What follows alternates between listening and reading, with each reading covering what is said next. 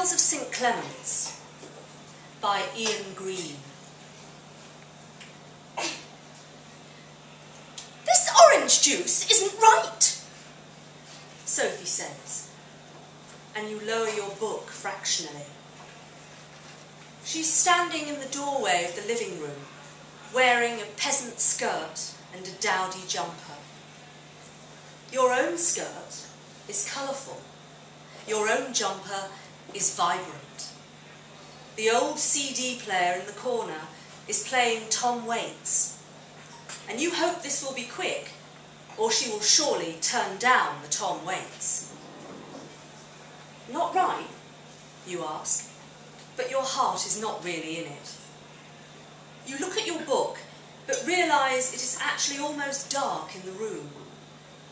You have no idea what time it is. It was bright when you started reading. Sophie comes into the room and turns down the Tom Waits just before the guitar solo comes in on Downtown Train. No, listen, seriously, this orange juice, it's not right. Like, it doesn't taste of just oranges. It is pure orange juice, but it tastes like citrusy or something. Like lemons? No, not just lemons. No, like still mostly oranges, but like a little bit of lemon. It's in date. It doesn't taste bad or off or anything. Just citrusy. Something weird though, and it's not the only thing. Sophie is holding the glass up to the light from the window as if some impurity could be detected, as if she could judge the lemon content of juice by its opacity. You rub your temples with one hand, shift your feet underneath yourself. She's walking around the room now, face scrunched in consternation, trying to find the best light to gaze at her unsatisfactory juice. You shrug and suppress a sigh.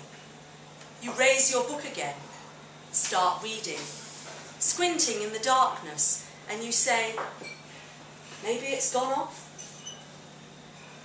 The sound of traffic filters up from the road, 3 stories up, through thin glass, vibrations onto eardrums, and competes with the quiet growling of Tom Waits.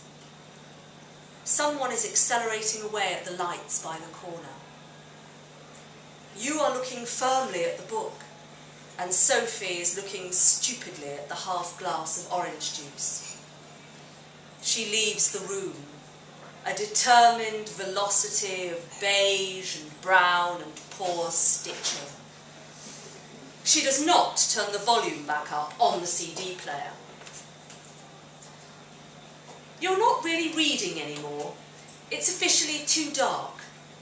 There is no doubt where this is going.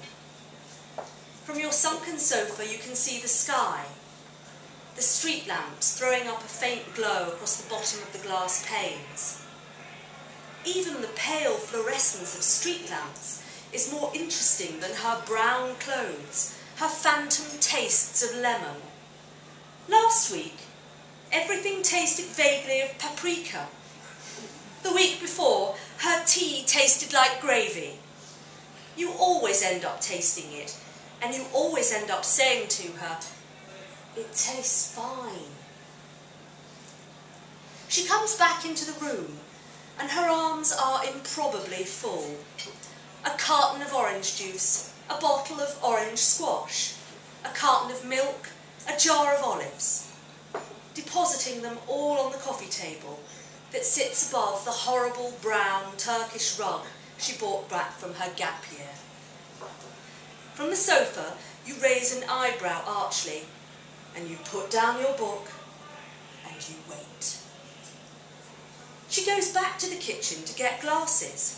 She pours out milk, makes a glass of squash, pours a glass of orange juice, picks out 2 olives and leaves them sitting in the lid of the olive jar, covered in a viscous film of oil. No words are needed. She turns off the CD player, the Tom Waits, and then sits on the carpet in front of the table, legs crossed beneath shapeless linen. She doesn't press pause, she actually turns the whole CD player off. She tastes them. First the milk, then the squash, then the juice, then an olive. And she sits back and rubs her head with her hand and licks her lips and finally looks at you, imploringly. Except for the milk, everything tastes just a tiny bit like fucking lemons! You pause and finally allow yourself the sigh. You go forward and onto your knees on the Turkish rug. It's the only Turkish rug in the world where the predominant colour is brown, the patterns understated. You taste then. First the milk, then the squash, then the juice, then an olive, licking the oily residue off your fingertips. You sit back and rub your head and say, Sophie, it all tastes fine. Are you feeling okay? She shakes her head and stares at the orange juice. Her mouth is slightly open. The room seems to be darkening at a staggering rate. You say slowly, Sophie, are you feeling okay? Really? I mean, there was the paprika week, that chicken you thought tasted like ham. Maybe you should go see your doctor. Or you could ask Big Paul, the medic, see if he's heard of anything like this. I think those guys are in tonight. They said we should go round. She shakes her head with its uncut hair, bites her thumbnail, and stares at the orange juice and nods, and then shakes her head again. I might go see Big Paul, see if it's something he's heard of, she says. You squeeze her shoulder and go back to the sofa, turn on the floor lamp, and return to your book. Sophie eventually leaves, without asking if you want to come along or saying goodbye, and you're alone in the flat again. It is fully dark now. You can hear the echo of her footsteps on the stairs outside, the front door opening, closing.